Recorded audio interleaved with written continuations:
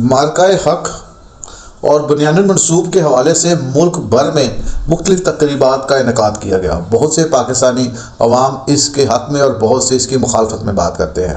Jio strategical analysis کیا ہے؟ وکی star organization جو یو ایس بیس ہے، یہودیوں کا اس کے ساتھ کیا تعلق ہے؟ نہ میں مخالفت کو ختم کرنے کی بات کروں گا اور نہ ہی اس کے حق میں مزید آپ کو تاکید کروں گا کہ آپ گفتگو کریں۔ میں آپ کے سامنے ایران کا ایک حوالہ دینا چاہوں گا کہ ایران کے اندر جو رجیم چینج کی بات کی گئی، اس میں امریکہ اور پوری دنیا کی جو اینٹی ایران اسٹیبلشمنٹ ہے، انہوں نے یہ کیسے اخذ کر لیا کہ ایران کے اندر رجیم چینج ہو سکتی ہے۔ مارکہ حق جو ہندوستان کے ساتھ پچھلے سال ہماری جنگ لگی، اس کا ایران کے ساتھ کیا تعلق، تو اس کے لیے میں آپ کو بتاتا جاؤں کہ پاکستان کے اندر بھی رجیم چینج کی بہت سی اٹیمپٹ ہوئی، اور ریسنٹ اٹیمپٹ جو ہے 9 مئی والی ہے، اور اس 9 مئی والی اٹیمپٹ کو اس وقت کے مخالفین بھی نہیں سمجھ رہے تھے۔ اب یہ بات ایسی ہے جس کے اندر میں جتنا بھی گھوٹ ڈالوں کم ہے، سمجھنے والوں کو اس کے اندر مٹھاس نظر نہیں آئے گی۔ یہ کسی ایک سیاسی ذہنیت کی مخالفت نہیں ہے، یہ بیسیکلی انٹرنیشنل وہ ایجنڈا ہے جو پاکستان کے اندر امپلیمنٹ کیا جاتا ہے۔ اس کا میں اہلکار کب بن جاتا ہوں کسی کو نہیں پتا۔ کیتھرین پریزے سکدم یہ فرانسیسی ایک یہودی لڑکی تھی جو کہ فرانس کے ایک سیکولر یہودی خاندان میں پیدا ہوئی۔ اس کا ننیار نازیوں سے لگاتار جنگ میں رہا، جبکہ اس کا ددیال جو تھا وہ ہالوکوسٹ کے سروائیول میں سے تھا۔ ناظرین، کیتھرین کے حوالے سے میں یہ بتاتا جاؤں، وہ ایک جاسوس تھی۔ اس نے اسرائیل کے لیے جاسوسی کی اور 120 افراد کے ساتھ اس نے مطع کیا، جس کا رزلٹ یہ ہے کہ اس نے ایران کے اندر ٹاپ لیڈرشپ کے گھروں تک رسائی حاصل کی۔ یہ کیتھرین پر جو الزام ہے، یہ ایران کے لوکل پارلیمنٹ کے ایک ممبر نے ٹی وی پروگرام پر لگایا، مگر کیتھرین نے اسے ماننے سے انکار کیا۔ کیتھرین نے کیسے ایران کے اندر رجیم چینج کے حوالے سے کام کیا، میں ذرا وہ سٹوری سنانے سے پہلے کیتھرین کا شارٹ پروفائل آپ کو بتاؤں۔ کیتھرین نے بیچلر ڈگری فلسفے میں لی، جبکہ ماسٹر جو ہے اس نے فائنانس اینڈ کمیونیکیشن میں یونیورسٹی آف لندن سے کیا۔ ڈیورنگ ماسٹر ڈگری اس نے یمنی ایک مسلمان لڑکے سے شادی کر لی اور سنی عقائد کے مطابق مسلمانوں کے اندر سنی اسکالر کے طور پر ایک موٹیویشن کے طور پر ابھری، مگر 2014 میں اس نے اپنے ہسبینڈ سے طلاق لے لی اور اس کے 2 بچے تھے۔ میں اب واپس جاتا ہوں 2010 کی طرف۔ 2010 میں اس نے سب سے پہلے وکی اسٹار نامی ایک آرگنائزیشن کو جوائن کیا جو کہ جوز آن کمپنی تھی اور یہ بیس تھی یو ایس اے۔ اس کمپنی کا جو بیسک کام تھا وہ جیو اسٹریٹجیکل انالیسز پرووائڈ کرنے تھے۔ کیتھرین کے لیے جو جاب پرووائڈ کی وہ جاب تھی کراؤڈ سورسنگ کی۔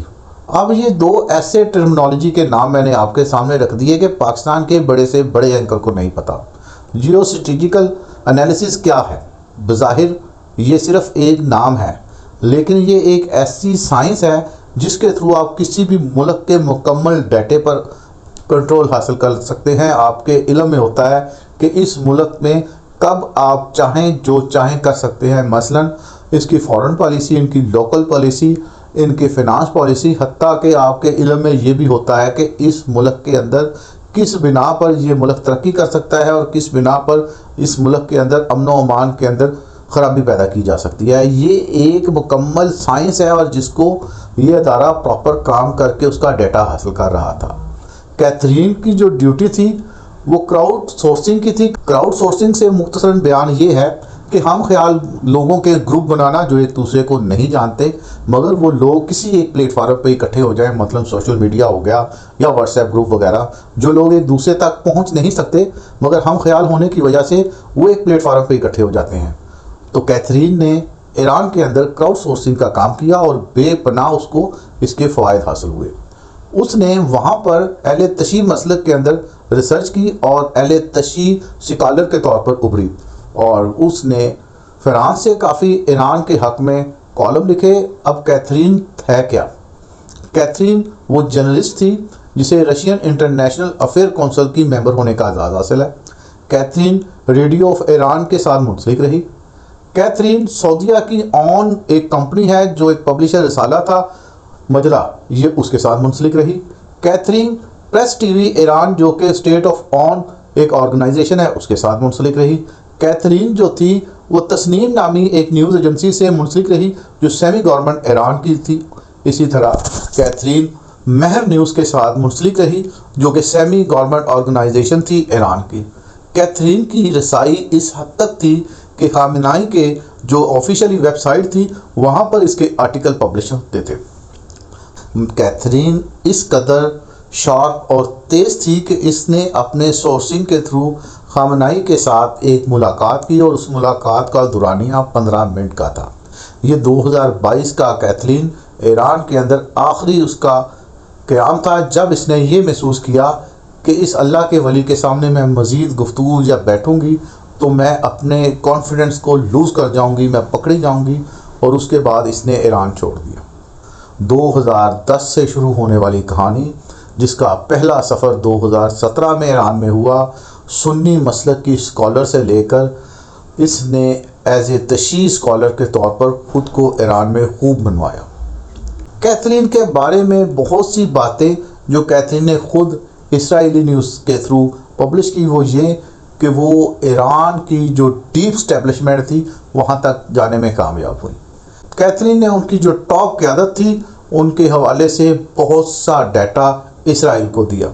کیتھرین کے 2022 میں ایران چھوڑنے کے بعد پاکستان کے اندر انڈیا کی طرف سے حملہ کر دیا جاتا ہے۔ اب کیتھرین کا جو ریسرچ ورک ہے وہ تھا ایران کے حوالے سے، اور پاکستان کے اوپر ہونے والا جو حملہ ہے تو یہ جب دونوں چیزیں ہم آپس میں دیکھتے ہیں تو ان کا آپس میں کیا تعلق؟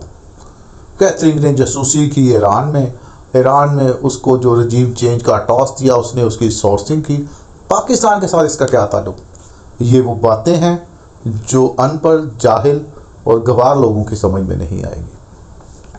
پاکستان کے اندر رجیم چینج کے حوالے سے پاکستان کی ایک خاص سیاسی جماعت کے کارکنوں کو استعمال کیا گیا۔ نہ صرف کارکنوں کو استعمال کیا گیا بلکہ اس کی ٹاپ لیڈرشپ بھی، اور اس کا نتیجہ ہے کہ وہ آج جیل کے پیچھے بیٹھے ہوئے ہیں۔ اس کو کوئی سازش کا نام نہ دیا جائے، اسے کسی بھی قسم کا الزام کا نام نہ دیا جائے۔ پاکستان کو بنے 80 سال کے قریب ہونے کو ہے، آج تک کبھی پبلکلی کوئی افراد کسی بڑے سیاسی جماعت کے لیڈر کے طور پر اسٹیبلشمنٹ کے حق میں بات کرتا نظر نہیں آتا۔ نواز شریف ہو، شہباز شریف ہو یا پرانی حکومتیں، سب نے اپنا غصہ اسٹیبلشمنٹ پہ گزارا۔ ایران کے ایک سابقہ ممبر پارلیمنٹ جس کا نام مصطفیٰ کاپیان تھا نے یہ الزام عائد کیا کہ کیتھرین نے 120 کے قریب افراد کے ساتھ مطالعہ کر کے ایران کے اندر جاسوسی کے نیٹ ورک کو فروغ دیا۔ ایرانی حکومت نے فوری طور پر اس پر ایک کمیٹی بنائی اور مصطفیٰ کو حراست میں لے لیا گیا کیونکہ اس کے الزام کے اوپر اس کے پاس کوئی مضبوط شواہد نہیں تھے۔ ناظرین، یہ ہے کراؤڈ سورسنگ جو کہ کیتھرین نے کی تھی۔ کیتھرین نے وہاں کی ٹاپ لیڈرشپ کے اندر اپنی رسائی حاصل کر کے یہ نتیجہ اخذ کیا، ایران کی اگر ٹاپ لیڈرشپ یا کمیونیکیشن ختم کر دی جائے تو عوام ان کے خلاف اٹھ کھڑی ہوگی، اور یہی وہ معاملات تھے جنہوں نے ایران کی ٹاپ لیڈرشپ کی لوکیشنز اور ان کی حرکات کو موساد تک پہنچایا۔ مجھ سمیت تمام افراد کراؤڈ سورسنگ کا کب شکار بنتے ہیں کسی کو نہیں پتا۔ ہم اپنے جذبات پر قابو نہیں پا سکتے۔ جیو اسٹریٹجیکل انالیسس کے مطابق ہماری جوان قوم اور جوان خون اپنے ارادوں اور اپنے جذبات کی وجہ سے کچھ بھی کر جانے کو تیار ہوتے ہیں۔ انہیں کسی بھی طرح بیڑ چال کے طور پر استعمال کیا جاتا ہے۔ پاکستان کے اندر اس وقت مارکہ حق اور بنیان المنصوب کے حوالے سے جو تقریبات کا اہتمام کیا گیا ہے، یہی کراؤڈ سورسنگ اس کے خلاف ایک پراپوگنڈے کے لیے استعمال ہو رہے ہیں۔